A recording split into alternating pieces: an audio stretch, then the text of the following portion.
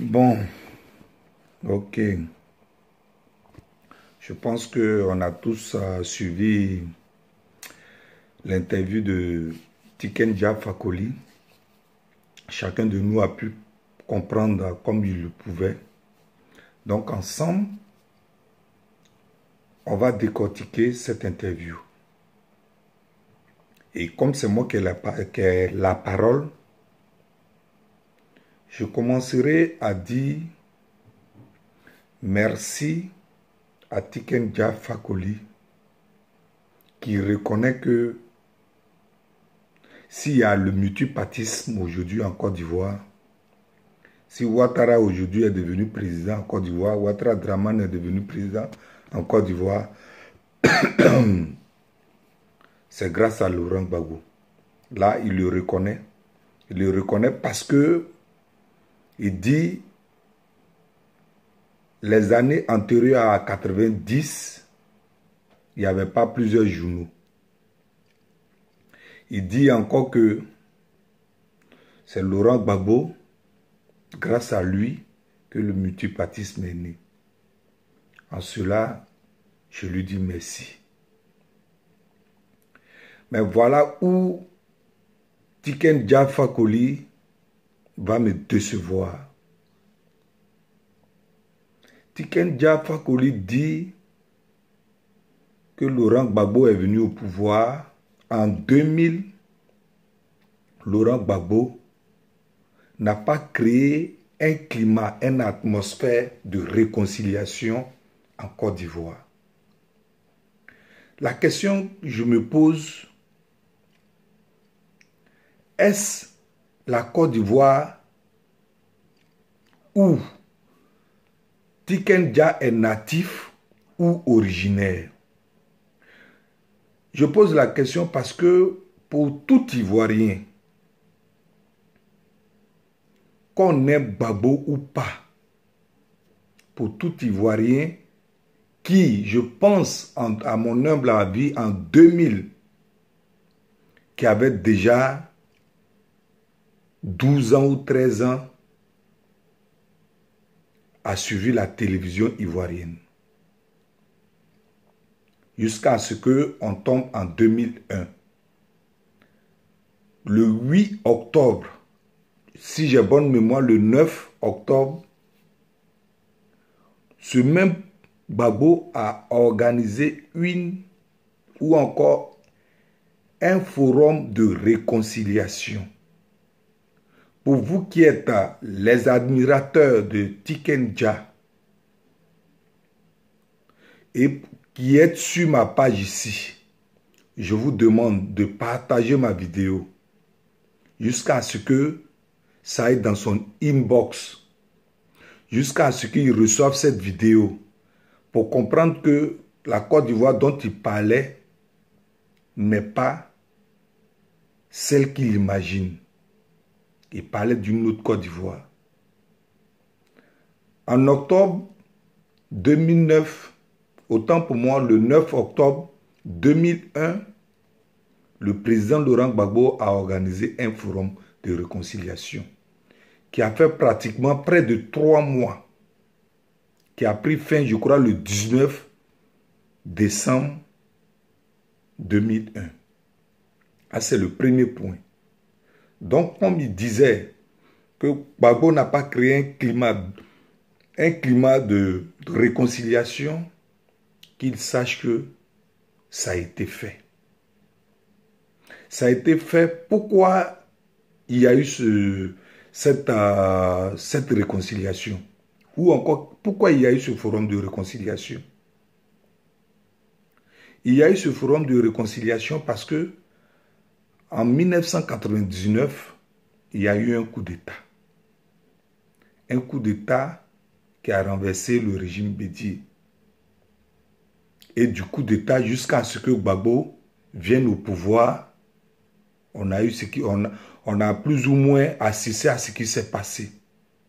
Après le coup d'État, après les élections de 2000, Guéhi, qui voulait confisquer coûte que coûte le pouvoir, a fait qu'il y a eu des morts en Côte d'Ivoire. l'ensemble de toutes les couches ivoiriennes, sans exclusion, tous les Ivoiriens se sont levés comme un seul homme pour bouter Gueye au pouvoir, du pouvoir, si je dois le dire. Donc, voilà qu'en 2000, on arrive à une élection. Cette élection n'a pas permis à Bédié et à Dramane Ouattara de se présenter, vu leur statut. Et cette loi n'était pas taillée, ou encore, ce n'était pas Gbagbo qui était le président de la Cour suprême. Gbagbo n'était pas le président de la Cour suprême. À cette époque, c'était Tia Kone qui était le président de la Cour suprême. En ayant analysé les dossiers de chaque candidat, il y a eu la candidature de Bédié qui a été rejetée et celle de Dramane Ouattara. Après les élections, il y a eu des troubles où Gueye, on a vu que Gueye voulait confisquer le pouvoir.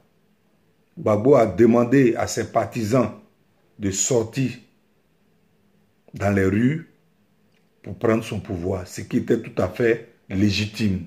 Parce que l'autre voulait, coûte que coûte, lui confisquer le pouvoir. Il voulait coûte que coûte confisquer le pouvoir. Donc nous sommes sortis et ça a créé des morts. Pour finir, Gueye a quitté le pouvoir. Et comme ce précédent était là, nous sommes arrivés en 2001. Il faut bien reprendre les choses. Il faut bien réconcilier les choses. Il faut bien réconcilier tout ce qui s'est passé de façon négative. Raison pour laquelle Gbagbo a organisé le forum de la réconciliation pour remettre tous les fils, toutes les fils et toutes les filles, c'est-à-dire tous les Ivoiriens ensemble. Au cours de cette réconciliation-là, il n'y a pas eu quelqu'un qui a été exclu. Tout le monde s'est prononcé. Tout le monde s'est prononcé. Et après, on a vu en 2002, qu'est-ce qui s'est passé encore? Une rébellion meurtrière le 19 septembre 2002 a encore frappé le pays. Le pays, pour finir, depuis 2002, était divisé. Oui, était divisé par les partisans ou encore ceux qui plébiscitent toujours les rebelles. Ce Tiken Dia là, on sait plus ou moins que c'est quelqu'un qui a toujours plébiscité les rebelles. Donc il oublie, il oublie encore en disant qu'en 2005, Gbagbo aurait dû organiser une élection inclusive. Lui, c'est ce qu'il dit, hein, continue toujours dans sa bêtise pour dire en 2005, Gbagbo aurait dû organiser une élection inclusive. Après avoir fait un échec pour lui en ce qui concerne la réconciliation, en 2005, il devrait aussi organiser une élection inclusive. Mais pour vous, qui êtes ses fans, parce que moi, j'ai jamais été un fan de Tiken Dia. Jamais. J'ai peut-être aimé une de ses chansons où il chantait, quoi ça là? Les politiciens nous amènent en bateau et nous laissent en cours de chemin. J'ai aimé cette chanson-là. Mais je n'ai jamais été un admirateur de Tiken Dia. Donc, pour ne pas me perdre dans le fil de mes idées, j'étais disant qu'il reproche encore du fait que Gbagbo Laurent en 2005 n'a pas organisé une élection inclusive. Mais il oublie quand même encore sur ce point-là que le pays était divisé par son mentor Draman Ouattara, ou encore par la cause de son mentor Draman Ouattara, où il allait plus ou moins faire des concerts dans le nord, que nous tous on savait. Donc, pour un pays qui est divisé, dites encore à Tiken Jah Fakoly que nous, notre constitution dit, lorsqu'un pays est divisé, on ne peut organiser une élection. Donc, Gbagbo ne pouvait pas organiser une élection en 2005 pour inclure son candidat Draman Ouattara. Parce que quand il parle d'une élection inclusive, c'est parce que son candidat ou encore son mentor Draman Ouattara, en 2005, n'a pas présenté une candidature. Raison pour laquelle il se plaint. Mais il ne doit pas se plaindre. Il ne doit pas se plaindre parce que le pays était divisé. Je peux comprendre qu'il n'aime pas la personne de Laurent Gbagbo. Ça peut se comprendre. Mais dans le début de son interview, il a reconnu que Gbagbo est le père de la démocratie. Donc il devrait suivre plus ou moins l'élan de sur ce il a commencé, pour dire encore que en 2005, le pays était divisé, donc il ne pouvait pas avoir une élection. En fait, je trouve ça quand même aberrant. Aberrant de sa part. C'est malsain, c'est malhonnête de sa part parce que tout ce qu'il dit n'a pas de sens en ce qui concerne le cas Gbagbo. Le pays qui était divisé ne pouvait pas organiser une élection. Jusqu'à ce qu'on arrive en 2010, il oublie que son mentor Draman Ouattara, s'il est devenu président aujourd'hui, après avoir massacré les Ivoiriens, c'est ce même Gbagbo qui dit qu'il n'aime pas sa gouvernance, a fait un échec à sa gouvernance. C'est ce même Gbagbo-là qui a permis qu'il devienne président, qu'il devienne candidat jusqu'à devenir président. Donc, Tiken Jah Fakoly, le pays dont tu parles, ce n'est pas la Côte d'Ivoire. J'ai dit dans la première partie que quand on parle d'un artiste engagé, on parle de quelqu'un, on parle d'un artiste qui dénonce l'état de la société. Si avec toi-même tu es honnête, Tiken Jah,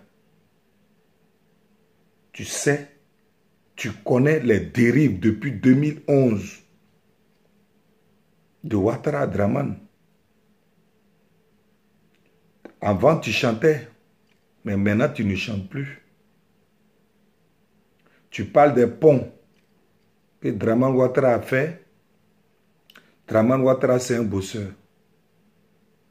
Mais avant même d'arriver sur le fait que tu dises que Draman Ouattara était un bosseur, Tiken Jah, si tu es ivoirien, tu sais plus ou moins qu'aujourd'hui, il y a des prisonniers qui sont incarcérés gratuitement. Il y a des gens, il y a des innocents aujourd'hui qui périssent en prison. Il y a des gens, des Ivoiriens aujourd'hui qui sont en exil. Tiken Jah, tu ne vas pas me dire que tu n'es pas au courant de ça. Tu n'es pas au courant des agissements, de l'injustice que Ouattara mène vis-à-vis des Ivoiriens. Tu ne vas pas me dire que tu n'es pas au courant. Tu chantais encore hier, mais aujourd'hui, c'est l'occasion maintenant pour toi de chanter. Donc, ne sois pas aussi malhonnête que ça. Tu parles aujourd'hui de Ouattara qui bosse, ou encore qui a bossé, Et comme il a bossé, il doit laisser le pouvoir. Je ne sais pas si c'est moi plus ou moins qui ne comprend pas la définition ou même qui ignore la définition de bosser. Parce que quand on parle d'un pays émergent, quand on parle du développement d'un pays, on part d'abord sur la base du citoyen lambda Tiken Jah. Peut-être que tu n'es pas beaucoup instruit comme moi, mais si tu étais aussi instruit, connaissant la difficulté du citoyen lambda en Côte d'Ivoire, tu allais plus ou moins parler d'abord des difficultés du citoyen lambda en parlant du développement dont tu parles. Tiken Jah aujourd'hui, peut-être, pas peut-être, mais tu as chanté, tu as des grosses voitures, tu as des grosses cylindries, tu as de grosses maisons, tu vis à l'aise. Mais est-ce que tu connais la difficulté ou encore les difficultés de façon individuelle des habitants de Côte d'Ivoire? C'est de ça qu'il s'agit avant d'aller parler d'une histoire de développement. Les problèmes de l'Ivoirien, avant de parler de ponts. Parce que les ponts dont tu parles, ou les routes dont tu parles, n'importe qui aurait pu construire ça. N'importe qui. N'importe qui allait être soutenu par l'Occident pouvait construire ces ponts dont tu parles. Et d'ailleurs, tu parles de Ouattara qui bosse. Ces ponts dont on parle ici, est-ce que ces ponts-là, cet argent-là, qui ont construit ces ponts ou bien ces routes-là, cet argent-là vient de Ouattara? Est-ce que ça vient des poches de Ouattara? Sois sérieux quand même. Ce n'est pas parce qu'aujourd'hui tu dors dans de grosses maisons que tu vas ignorer les problèmes des Ivoiriens. Ce n'est pas parce qu'aujourd'hui Ouattara te donne à manger que tu vas ignorer les problèmes du citoyen lambda ivoirien. Soyons sérieux quand même. Les ponts, les routes, les temps. Tu dis dans ton interview que les gens se plaignent des ponts, mais quand même ils passent là-dessus. Mais les ponts là sont construits où? Ce n'est pas dans notre pays c'est construit. Et quand les gens passent sur ces ponts là, est-ce que c'est gratuit? Ils ne payent pas? Ils payent. Pour quelqu'un qui n'arrive pas d'abord même à s'acheter, qui s'est débrouillé, qui s'est acheté une petite voiture pour aller au boulot. S'il doit payer 500, aller, retour 500 sur ce même pont-là, est-ce qu'il aura encore l'occasion de donner la popote à sa femme pour enrichir le panier? C'est de ça qu'il s'agit. Voilà les problèmes dont tu devrais parler. Voilà où plus ou moins on t'attendait, Tiken Jah, que de dire Dramane est un bosseur. Quand on est reggaeman, on écoute plus ou moins la population. On est reggaeman pour défendre la cause de la population. Tu sais que dans l'ensemble, l'Ivoirien aujourd'hui souffre. Tu es au courant de ça? Tu es au courant de ça? Tiken Jah. Donc si Dramane te donne l'argent, comme nous tous on le sait, là, tu peux prendre cet argent-là et puis t'asseoir dessus et puis tu fermes ta clapette. C'est encore mieux. C'est encore mieux que de donner une autre image de mon pays. Ce que tu fais là, moi j'appelle ça en fait tu blasphèmes sur mon pays. Parce que les vrais problèmes de mon pays sont là. Et tu les contournes. Voilà un de tes collègues du nom de, comment il s'appelle là, Alpha Blondy. Aujourd'hui, voilà des gens aussi qui ont aussi contribué au chaos du pays. Les histoires du pays maintenant ne l'intéressent plus. C'est aller marier maintenant, vivre avec les petites filles de 12 ans, ses arrière-petits-enfants, aller les marier et puis fumer la drogue. pour se coucher dans son salon. Voilà sa nouvelle vie. Vous êtes tous pareils. Vous avez crié, vous avez crié. Aujourd'hui, Ouattara est là. Vous êtes au courant de ce qui se passe. La persécution individuelle du peuple ivoirien. Vous voyez tout ça, mais il n'y a personne pour lever le doigt. Si vous ne pouvez pas lever le doigt, alors ne parlez pas. C'est encore mieux. Donc, vraiment, c'était aussi une façon de m'entretenir avec vous. Et une fois encore de plus, je suis choqué par les propos de Tikenja. Gbagbo Laurent, qu'on veuille ou pas, c'est quelqu'un qui aspire pour son peuple, qui aspire le bien-être de sa population. Dans ton interview aussi, j'oubliais quelque chose.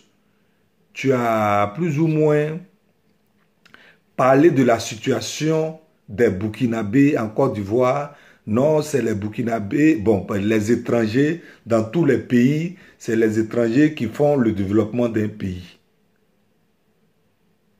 Bon, je n'ai pas compris un peu. Je ne sais pas quel était le lien avec ton interview. Quand tu dis que les Burkinabés, c'est des gens, c'est grâce aux Burkinabés que la Côte d'Ivoire est grand importateur du café cacao. Bon là, ce point-là, je ne sais pas si tu l'assimiles à l'arrivée de Laurent Gbagbo au pouvoir. Si, j'aurais voulu que tu sois encore plus explicite. Parce que ça n'avait rien à voir avec ton interview. Pour ce que je sais, quand Gbagbo Laurent est venu au pouvoir en 2000, il n'a pas été un problème pour le Burkinabé. Gbagbo ne s'est pas plaint du fait que le Burkinabé travaille dans les forêts ivoiriennes. Gbagbo ne s'est pas plaint du fait que le Burkinabé soit un manœuvre de l'Ivoirien. Donc, si tu as l'occasion de faire encore une autre interview et que tu entends, tu as suivi ma vidéo, dis-nous quel est le lien qu'il y a avec ton interview que tu fais en associant plus ou moins les Burkinabés dans nos forêts qui font qui sont plus ou moins les manœuvres des Ivoiriens à l'arrivée de Laurent Gbagbo au pouvoir. Il faut nous dire pour qu'on puisse comprendre. Parce que j'ai dit vraiment, si tu es natif de ce pays-là, on peut peut-être comprendre. Tu es né dans le pays, mais tu n'as pas vécu dans le pays. C'est pourquoi tu ne maîtrises pas l'histoire du pays. Si tu es originaire du pays et que tu es resté dans le pays, je pense pour moi que tu ne devrais pas dire ces choses-là. Pour moi, j'appelle ça une dérive. Et quand on est un artiste de haut niveau de ce genre-là, il faut savoir dire les choses telles qu'elles sont. Une fois encore de plus, pour ceux qui m'ont suivi, je vous dis bonne nuit et que la paix de Dieu soit avec vous.